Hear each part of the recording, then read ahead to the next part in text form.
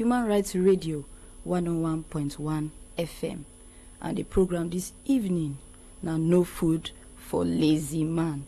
I know say as they hear my voice, as I talk say no food for lazy man, maybe woman go dey feel say she feel dey lazy, make I change am.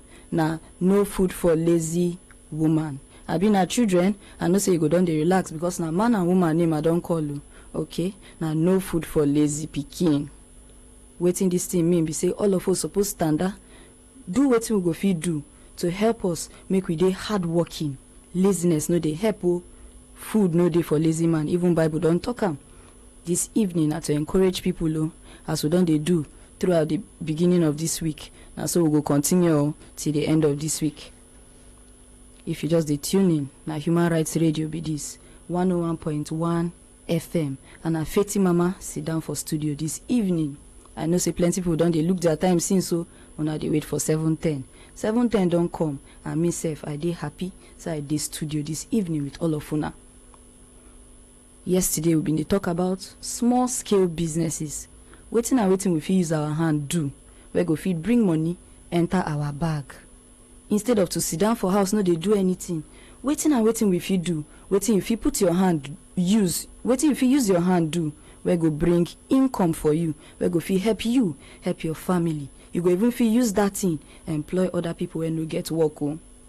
Yesterday, if una remember, I tell una say make una hold paper and biro. As we dey talk, make you dey write am, because everything we dey talk on top this our program na something wey go fit help you. If you write am down, it go help you, no go forget. You go fit stand up, go start to look somewhere. All the businesses where we don dey talk about, if you go practice them before you know wetin dey happen, you go turn boss of your own self. Yesterday, if una remember clearly, if you been dey write wetin I been dey talk, I been dey talk of beads making. I explain that one to una. I tell una wetin this thing fit help you do. I tell una say na small money you need. The money where you go use start this beads making, you know plenty. Now just to go look person, make it teach you the skills. If you notice say beads making, if you look am, now just design. You go think of waiting and which pattern you go fit follow. Now just design where you go sit down. Use your head create. You go use your hand, can't do the beads before you know anything happen. You go turn boss of yourself. People go they look for you for market. People go want patronize you because all the accessories where you go they make from beads, people like them. Now if you see all these traditional clothes where people they wear go church, now these accessories from bead making and people they use.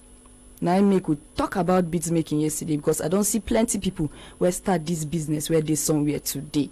And as we sit down, as they hear the sound of my voice, now encouragement I do. All these things where they talk about, now something where we help you, empower you personally, make you do something with your hands.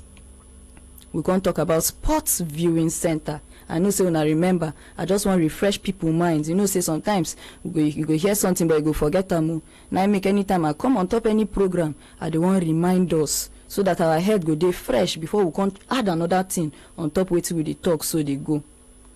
Sports viewing center, we talk say wetin you fit do. If you look for space, get small TV. These days our youths they crazy about football. People like football where Chelsea, Man U, Arsenal match, people know they use and play. I don't see person no chop lunch, no chop dinner because of football. In fact, some people know they even sleep for house. They look for where they will go sit down, they shout, they drink something where go they sweet their body, they go watch football, they wear. I tell you, I say this thing are very important. If it help you from this kind of thing, if you get TV, get small decoder, you feel empower yourself. People go come sit down, they watch sports, they pay you money. We'll talk about that and finish. Make we enter the cocoa today as I don't refresh all of our mind. Today, we will talk about clutch bags and shoemaking. Yesterday I know say I highlight them, but today we dey talk they enter inside. First and foremost, una know say even these clutch bags and shoemaking, if you go look for person, I know say people dey where get their shops as professionals today. They sit down, they make all these things. You know say if you just go talk to the oga, you know say people these days they very eager to help youth. When you go meet the oga of that place, tell and say, please, I want to learn this thing you're doing. Nobody go tell you say no. Even if that oga asks you for money, he go ask you for small money. You go sit down, learn how to make shoes, how to make clutch bags, all these things. I they see people they use Ankara. That thing they find where they go see they go use Ankara do the thing. you go wear am with your traditional clothes. Even modern clothes, you go see person wear dress wear, carry Ankara bag. E dey fine well well. Na wetin dey trend be that these days. You fit go sit down, look wetin dey do, learn from them. Clutch bags and shoemaking, and I don list things where you need to even help you, encourage you, where you go fit start this clutch bags and shoemaking. I don go research or I enter look for wetin and wetin, so that I go fit educate una small small. But una know say no be from talking o. If you hear my voice where you no go do action, you no go learn. Na so the talk go just pass your ear, enter the other side, they go. So as I dey talk about this thing, make you take am inside your mind. If you no dey do anything, standa, go look for all these people. Then they everywhere. Now the funny thing be that market you go see them. Even for your neighborhood, if you check where you go see them, people are making money. They make money from all these ventures. So standa, go learn. For this clutch bags and shoemaking, for you to want start themselves, after you don't go sit down and learn all these skills where you need, waiting and waiting again go help you progress inside. You need to get all your materials ready. If na shoe where you want carve out, abi na slippers you want make, na easy wear, first of all, before anything go take form, you go buy all the materials where you need. I don write down some materials where you fit buy, where go help you make these shoes, make these bags, make these necklaces. All you fit use Ankara, carve am. E dey fine well well. Me sef, I don carry my money go buy from person like that. How much? They go make this thing very cheap. They go tell you say the price na 3,500. Oh, you no fit argue. Person don make something you like and you must buy. You no get choice. So by the time you sit down, you don't learn this thing. You don't start your own. Now so if you put price, fixed price. Now unless it's with your mind, if you want to reduce and you go reduce and, because sometimes you go even see customers sef, you no go even want to reduce anything. You just tell them say na 3,500 na last. And person go come out money, count and pay you. How you take start? Now to look person you look the next thing you go open your own. Start time. If you even start time outside your house, now the funny thing, you don't need to go rent place. Now the funny thing about this thing be this. Waiting be those materials where fit help you. We fit you sabi glue, clipboard, cardboard, foam, knife, scissors, fiber board, decorative piece, tailor chalks, bag lining, shoe gum, pencil, marker, all those things. Now those things now you need. You see as they sound very very easy. Pencil, how much pencil be? If you look at in the real sense, all this cardboard stuff where you need to create shoe, how much it be? Now just determination inside your mind. Tell yourself, say, me self, I fit start inside this thing, turn boss for myself. Now just, if you get the thought inside your head, shikena, you don't finish. Once you get the thought and you start them, that is all. Before you know anything they happen, you don't they make shoe, you don't they make easy wear. You fit start your family members, you go they sell to them. The next thing your friends, you go sell. Before you know they come out now, they go visit people. By the time person see the fine shoe on top, person they ask, this your shoe fine, no, where you make them? Now Cynthia make them for me. I beg give me Cynthia. If fine where I want buy. Now so publicity don't start. Before you know anything they happen, people go come they look for you. They make shoe with you. Before you know anything happen, you come they employ people under you, so that when I go they feel make them plenty, they keep. Before you know it, you don't turn boss. This thing no dey hard, no be magic. Now just logic. If you not look am. So as you dey hear the sound of my voice, now encourage I do. Me be like saying now only encouragement. I like to encourage people. Make una no mind me. Now the way I dey see system, so we need to stand there. Just as I hope say people they learn. No, I don't know. Some people go call tell me say they appreciate this my talk. I don't know. Una they I hope say this thing they touch person mind. Now the whole idea be that if I feel touch your mind outside there, it they sweet me well. Make we take short break. When we come back, we go continue on top all the processes where we done the list. So no go anywhere. Human Rights Radio.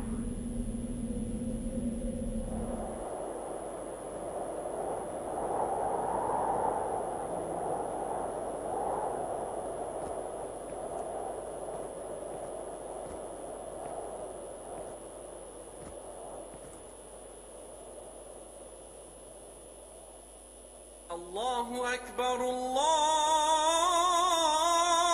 Akbar, Allahu Akbar,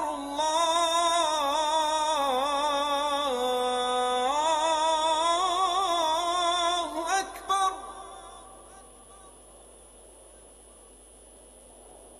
أشهد أن لا إله إلا الله.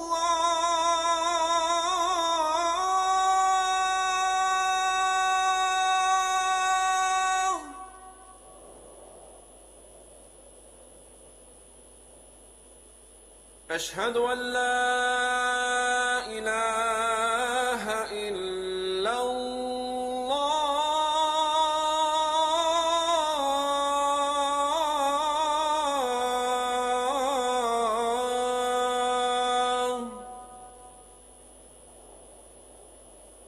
أشهد أن محمدا رسول الله.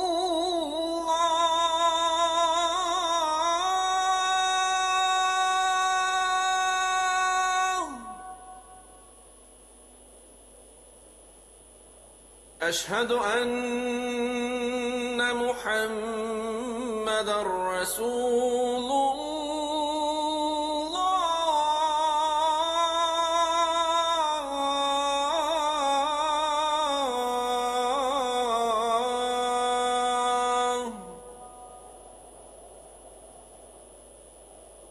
حي على الصلاة.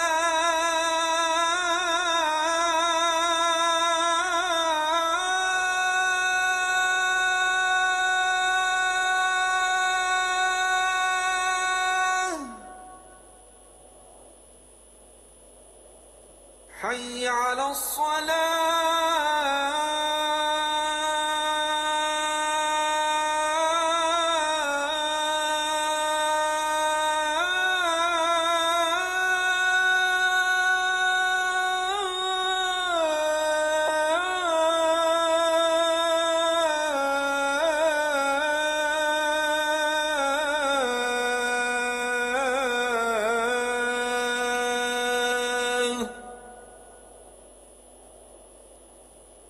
حي على الفلاح.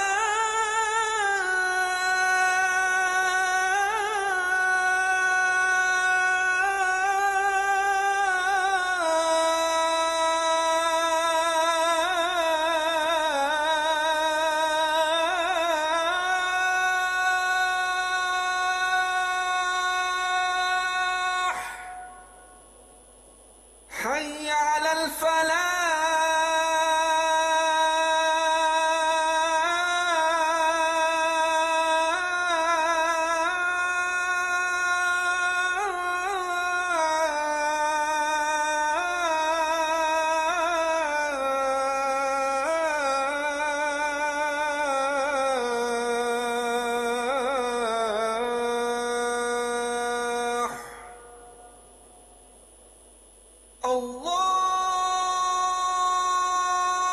الله أكبر.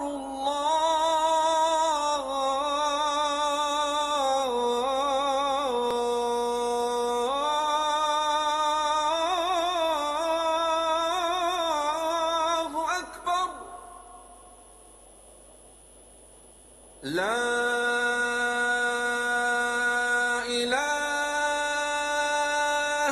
إلا الله.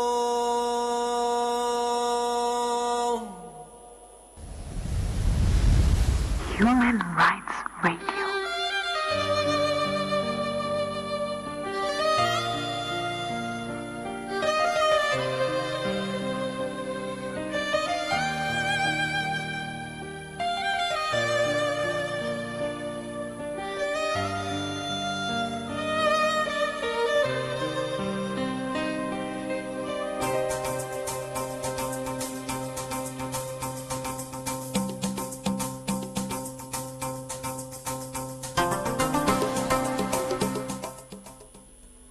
Welcome back, my people. This program this evening now, no food for lazy man.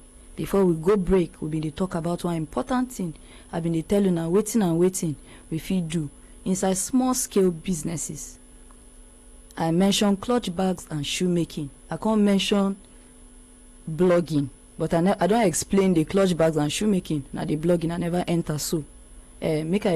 For those of now just dey tune in. This na Human Rights Radio 101.1 FM and I fit in that studio this evening. we dey talk say I been dey encourage people say clutch bags and shoemaking e no get plenty stress inside. Just check for your area, look for who don sabi this, who don establish himself. Check for people wey don dey do this business dey go. You fit waka go meet them, tell them say you wan learn ma. These people they know because they see say work no dey and people get passion, they want to learn stuff, they go allow you. They no go even collect plenty money. Now wetin I dey encourage people dey talk with that. Say make you stand up, go look for anybody around your area. If you no see, I know say for markets, you get people wey get their stand there. They sit down, make their shoes, make their easy wears. You fit go there, go meet them, tell them say you wan learn. Highest money where they go, you no go plenty. The money where they go collect no go plenty. By the time you don't beg them, tell them say see you na so e be o. You just want get something where you go dey do to help yourself. You know say everything for this our life now how we take communicate and now the next person they understand o.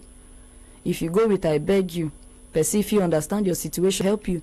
But if you go stand open your hand like say na your right, now that time you go know say okay, this one want show me say you don't turn, you want be my oga already. Okay, pay big money. So make we learn how to communicate. Communication dey very key and important. Communications go open door for you, and this same communication fit close doors. So make we learn how to communicate in your day-to-day activity where you find yourself. Learn how to communicate. It go help you well. Clutch bags and shoemaking. I don't list materials where we go feel need for this kind matter.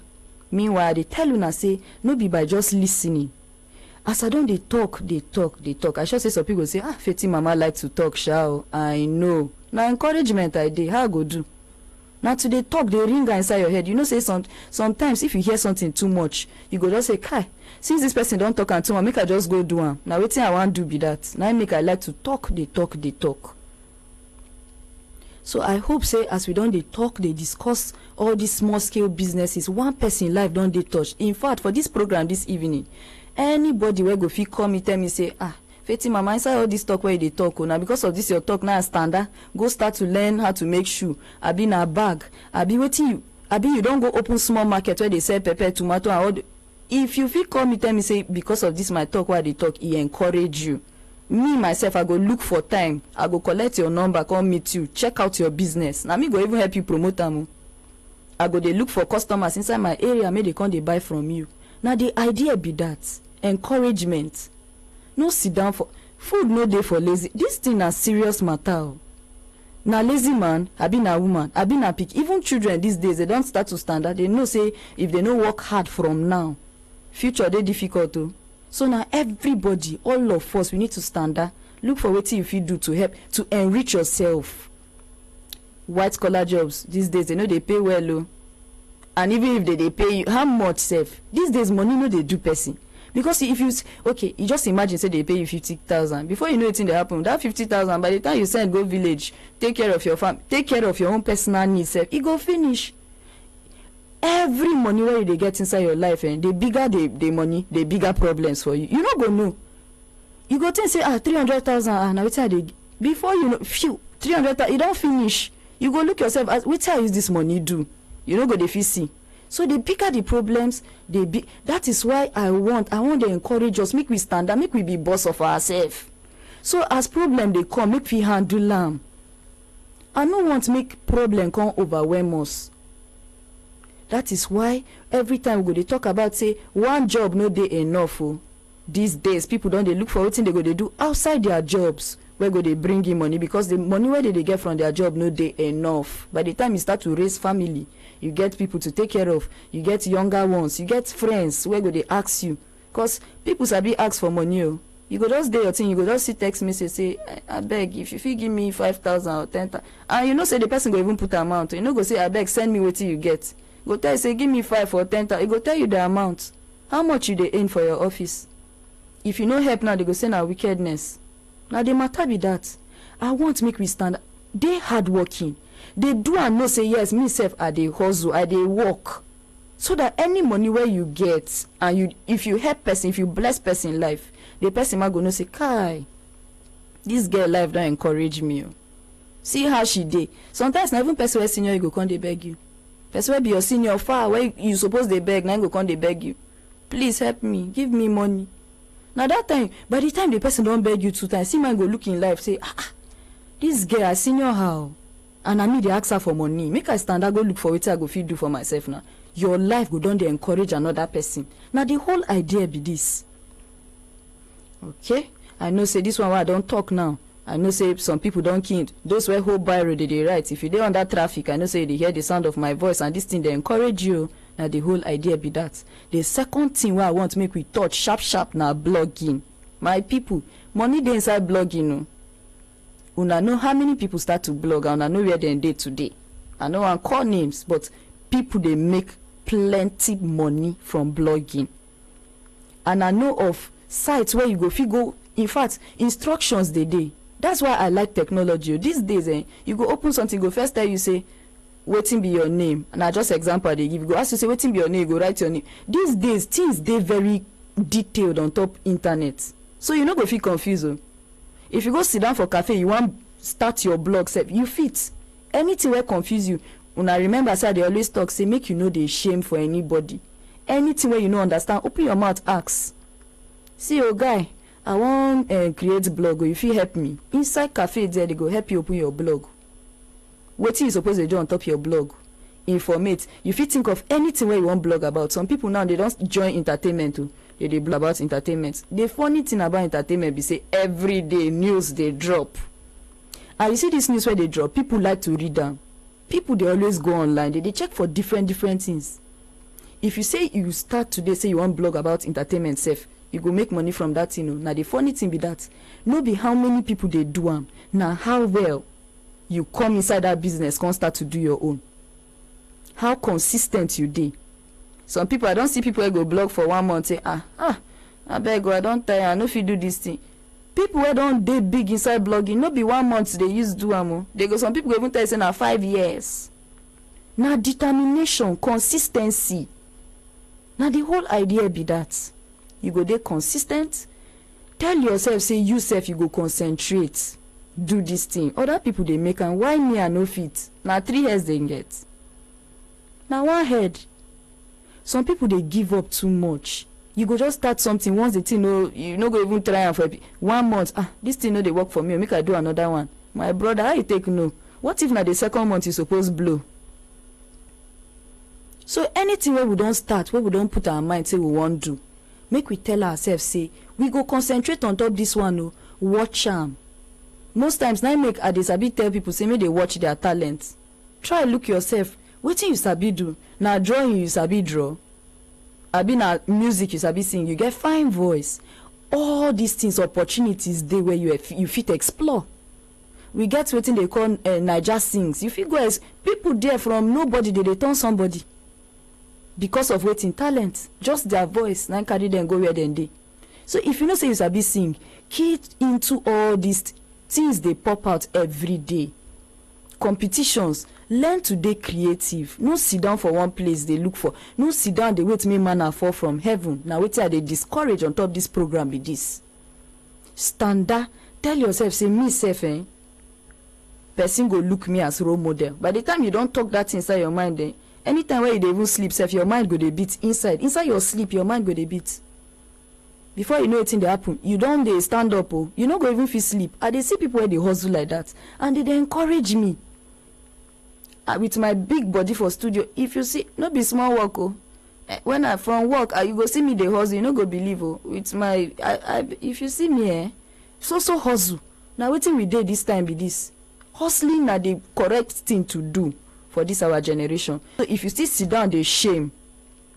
I know say nobody where they hear the sound of my voice, they shame again, because the way I don't talk about shame now, if you still they shame, I suppose to look for you, come your house, come beat you. With my big body, I go beat you, I go pluck and beat you. Nobody suppose they shame for this era again. Standa, anything where they do, they proud of that thing. Put a smiling face. Charisma ma dey matter. Anything where you they do, just imagine say, okay, you say you want to start shoe making, you can't go start the shoe, but every time you they squeeze your face, my people, customers go run. Customer no like person where they squeeze. They go say, that girl, she gets the whole village for her village. Now the whole problem she carry on top her head. She know they even feel open teeth. When I see am, I no want to make that be any of our portion. No, try they smile, they happy. Anything where they do, carry am, they do am with joy, with pride. Now how you carry the job where they do now another person they look at. If you they look the job say they small, person go look and say it's small man. But if you they do shoemaking where you they proud, you carry yourself. You person ask you what do you do? Say I make shoes. Talk am with pride. The next day the person go look for you, go bring in friends, in big friends, may they come patronize you. Now the whole idea be that. I know say as we don't they discuss, they go. I go open our hotline numbers now so that when I go fit call. Tell us if you don't start something, call me, tell me this evening, say, sister, this your program now so inspire me. Oh. Before I go just the house, they lazy about. But now I don't stand that. Now what I they do be this. And if you get anything to add on top these two things where I don't mention, whether now clutch bag, if you even make her, if you even call me, all the better. Tell us all the details where person fee use, join, all those kind of things. I they encourage all of now. Make una calling. I've been at this blogging thing. If you be correct IT person, you sabi all this internet thing, you feel still call me, encourage people. Because as you they call, so they go to hear the sound of your voice. And you don't know who you they encourage for outside there. Make I call our hotline number so that when I will call 081 89 99 1011. Make I call them again 081 89 99 1011. Person don't they call already. I know say all my people where they hear the sound of my voice. Now so eagerness they their mind do. Make I pick here within our listener want talk. Hello. Good evening. Good evening, ma. Good evening, no. Waiting be your name. I'm Suleiman. I know hear you. Suleiman. Suleiman, where you they call from? Calling from Guag. Guags. Yeah. Okay, Suleiman, what do you want to add on top this program? Yeah, I'm to advise you that yes, what you are doing, you are really inspiring people, especially me. Okay. You understand? Yes. Everybody should wake up. Everybody should wake up. Yes, sir. And do the right thing. You understand? Yes, sir. Alright, I have a friend. I have like 4 friends. 4. I'm the fifth among them. Okay, wanna be 5 inside on our friendship. Yeah. Okay. All of them. I have Taylor. Inside among them, I have Taylor. Okay. I have someone who is an ICT. He's even a professional in computer, but he did not go to computer school, but he's a professional, he's still a secondarian. But he's let's say a programmer. Okay. You understand? Yes, sir. I have another who's a fashion designer. He designs clothes. Fashion is correct. I myself, I'm a barber. Baba. Yeah, Okay. I'm a professional barber. Correct. And among all the games, I have a shoemaker. His name is that is in Akure now. Okay, Akure. The other ones I'm talking about, they are Kogi State. They are Paluka. Kogi State. So we should stand up. We should stand up and do this fight for ourselves. You understand? Yes, sir. So that's my contribution, my advice to you. We should and the other thing is to make friends with the right people. Yes, so make friends with the right people, correct. Yeah. Thank you, ma'am. Thank you very much, Suleiman. I appreciate your call. Suleiman, they encourage everybody. He talk say, inside in group of friends, they be 5. He they encourage us say, make you know the kind friends where you they keep. Make you know the kind friends where you they make. Which kind friends you they make? Now the ones where go tell us, if you want standard, go look for what go tell us, say, no, make we sit down for house drink. No, those kind friends, no good. Make friends with people where go they encourage you, make you standard.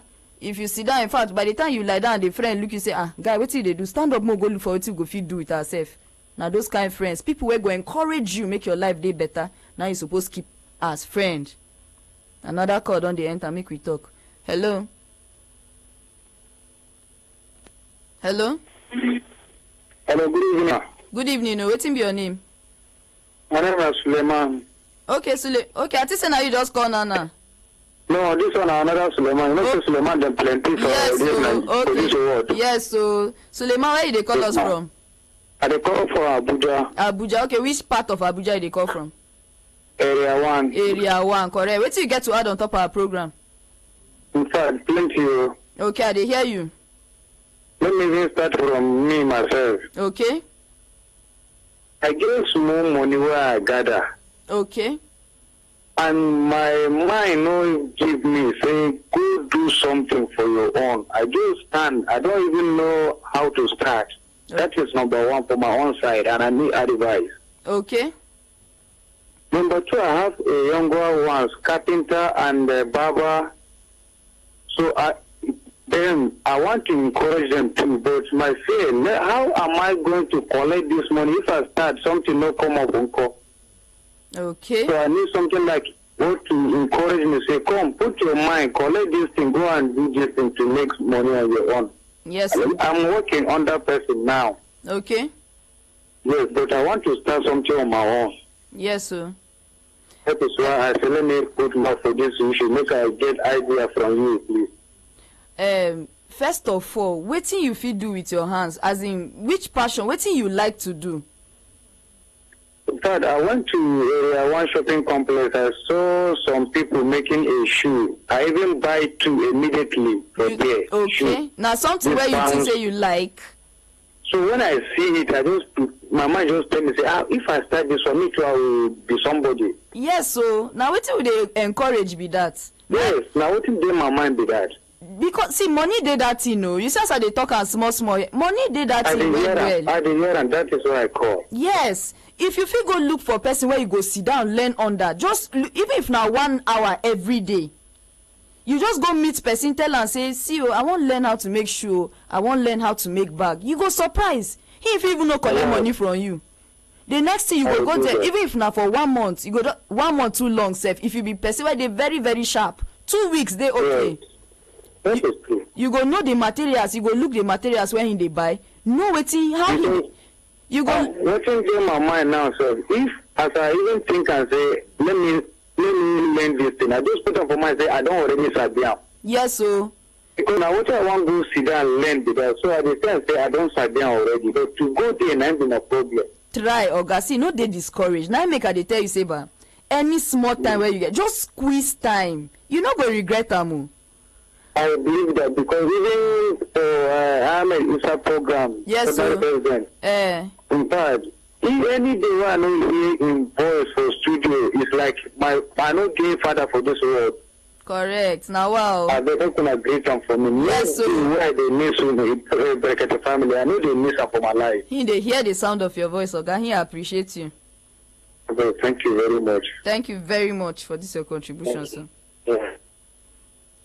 Una see am ba, person don dey, e don gather money, e don sit down save small money. Now which business? Actually, you first of all suppose know wetin you like, because some people go just say, make I just go do this thing. No, they go come dey do am, but passion no dey. First of all, before you start anything, know say you like that thing. By the time you realize, say, okay, small, you like that thing small, and you fit learn am, come sit down dey do am. That is all. Before you know wetin dey happen, concept go dey come for your head o. You go dey do your own dey go. But if na something where you just look person say, because Cynthia dey do, make I do ma, you go start your own, you no go anywhere o. First of all, know say, make sure say you like the thing where you wan go learn. But if you like am, you go fit put in effort and you go yield results. Hello, good evening. Good evening o. Wetin be your name? Good evening. My name na Wale Adepano from Maraba. Wale from Maraba, correct. Wetin you get to add on top our program, Wale? In fact, na program, na better program for the pikin wise and for the youth wey ready to be other of his own. Yes, so I dey hear you. I tell you, in fact, yesterday this program I really enjoyed. I tried to call him, but I'm unable. For all we do mistake for yesterday. Yes. We forget one thing, though. They hear you. House paint. House paint. House painting. In fact, we done one. If we youth, we know they lazy. Yes. And we know get that ego, that pride enough. Say me, I know if you go out. Yes. House paint alone. By the time we see somebody look for painter. Yes. You paint in one room for them. You collect money, paint in one room. You enjoy now. Yes. You can't be creative. You can't get experience creative. You can't do one kind design. Yes. With something, with the paint again. Mm-hmm. Another person will see and go appreciate them. They say, bros, come paint my own. Yes, so. Not true. So the only advice I give my fellow is to say, no commode that pride in us, no throw them away. Yes. No face the reality, no do anything good. As me I be, I'm a profession by electrician. Okay. An electrician I do. Correct. Okay. So all my fellows are beg, no commode that pride in us, no Okay. face the reality. Okay. And the advice I give my fellow is to that. Thank you very much. I appreciate that contribute where you contribute. So thank Thank you. you, sir. Yes, Thank sir. you. Yeah. This our last caller call us the talk say I forget to put yesterday if una remember I list plenty small scale businesses and I tell una say as time dey go we go dey break am down dey explain wetin and wetin you fit do. This evening he don add one on top. He say house painting, say that thing get plenty money inside o. My people na say amba I forget that one, person don call me remind me. Thank you very much, I appreciate you. Hello. Hello? Good evening. Yeah, this is Charles talking. Charles. Yes, ma'am. Okay, Charles from where? That's from Iventrino. Okay, wetin you wan add on top our program? I want to ask something, but it's something of help that I would like to ask out. Maybe if there's any place out. I no hear you, abeg repeat yourself. I said I want to ask something, but it's something of help that I may ask of. Something of health? Yeah. Oga, this program na no food for lazy man o, and na small scale business. No, as in, hello? I dey hear you. I am doing a job, and I want to try to register myself next day for YS. So, but the job hello? I dey hear you. So the job I'm doing is not well functioning. So please, to get your program, please, I would like you to give an assistance for me. If there's any way around that you can be able to do for me as in security workman, so that let me do it as in help myself. Okay, Oga, tomorrow you go call very early in the morning so that ordinary president himself go answer you. Okay. Thank you very much. I appreciate your call. Make take short break. When we come back, we go continue on top this our program. No go anywhere. Human Rights Radio.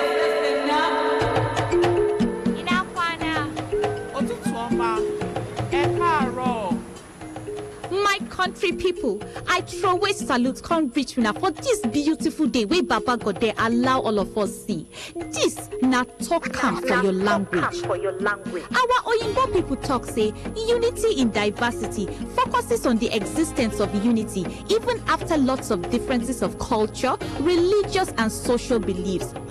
No be small thing o. Nigeria na country wey God don bless with different boku languages, and then talk say we get over 520 languages where we dey speak for this our Nigeria. My people, which one you follow join body? You sabi speak your language, abi English don sama your brain? Oya, make una follow call, make you tell us where you dey from and the language where you dey speak. Make una speak that language, no use English mix am o. If you do am, na oyo be your case. Talk am for your language. Na the ogbonge program wey go showcase the plenty languages wey full ground for Naija with ordinary president on Human Rights Radio 101.1. Make sure say you follow body.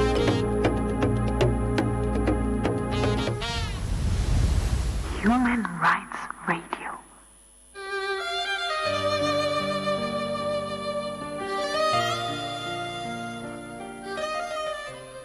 Welcome back, my people. If you just dey tune in now, this program na no food for lazy man. And we don dey interact, we don dey talk about small scale businesses. We start that topic yesterday, and today we dey continue. Today I don mention two things where we fit do, where we fit help ourselves. Generate funds. E go help us, we no go sit down for house dey wait make manna fall from heaven.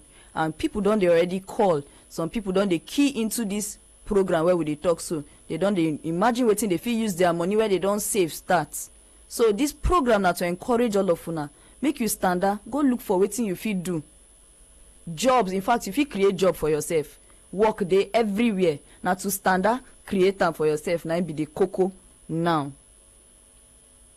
For those of now where one call in, we dey talk about clutch bags and shoemaking. This evening we talk about blogging, but if you want call in, tell us about 2 things wey I don call. If you get any experience on top clutch bags or how to make shoe, you fit call us, encourage us. Plenty people dey where they hear your voice and they go fit key into this system. Just call us, tell us. Wait, if you don start, if you dey do the business, call us, encourage us. I been a blogging, you be expert for this matter, you fit still call us so that people go fit hear how they fit start. You go encourage 1 or 2 persons where they outside there. Hello. Hello, good evening. Good evening. Oh, wetin be your name? My name now is over here from Tingamage. Okay, Ogomore. Over here. Okay, wetin you get to add on top our program? This my name, they had you to call. E dey hard me well. I no go lie. If na English name, e for simple. Huh? Wetin be your English name, abeg? My name is Sheikh. Wetin? Sheikh. Shade. Yes. You say as this one sweet as I call am, but you no sweet as I call am so. All sweet, so I don't say no Sabia. That one hard well. So Shade, I go dey call you Shade. I like this one pass.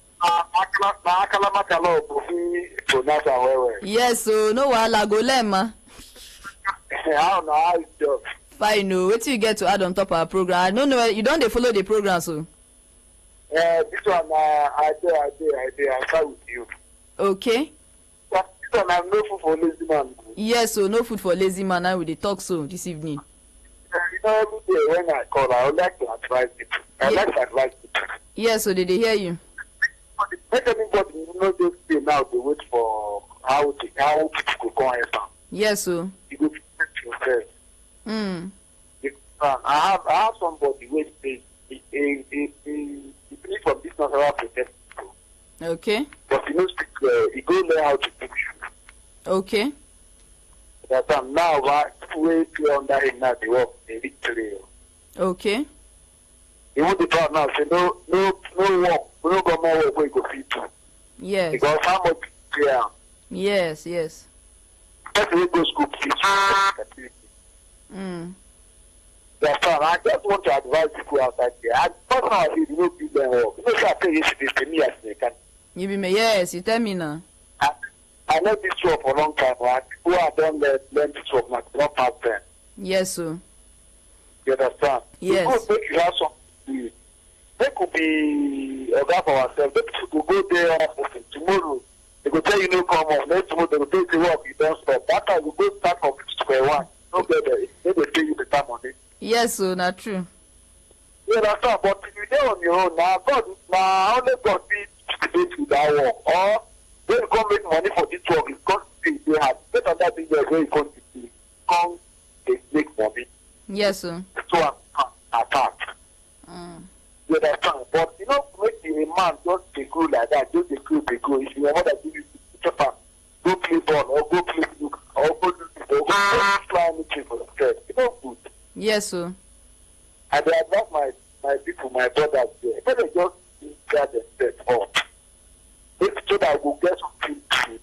Yes, sir. I ain't going to protect our children tomorrow. You understand? Now I want to contribute more for this the program. Thank you very much, Shade. I appreciate you. My ordinary president for me. You go here. You dey hear your voice. Thank you very much. But the time make I see whether I go pay for speak your language today. Make I see whether I go fit talk to. Okay, just try. You go fit call am. He go pick. I cannot do am, but yesterday na ordinary amen take over for me. Yes, sir. I go see. Thank you very much, Shade. I appreciate this your call. You fit call ordinary president. He go pick your call. If you just dey tune in, the program na no food for lazy man, and we don dey encourage people. We don talk plenty matter also. In fact, person don call me tell me say he don save money. He don save money where he don keep. Na just business idea and he don dey even talk say he go start clutch bags and shoemaking. Una see am? Na small o. Na so we go fit dey. No sit down, my people. This thing, I no know how I go overemphasize am. Standard do something before you know you go turn boss o. You go surprise. You go say na so this thing dey happen. Standard do something for yourself. As our program na no food for lazy man o, no dey look the man there I talk say no food for lazy woman, abi you be pikin, no food for lazy pikin. All of us we suppose join standa.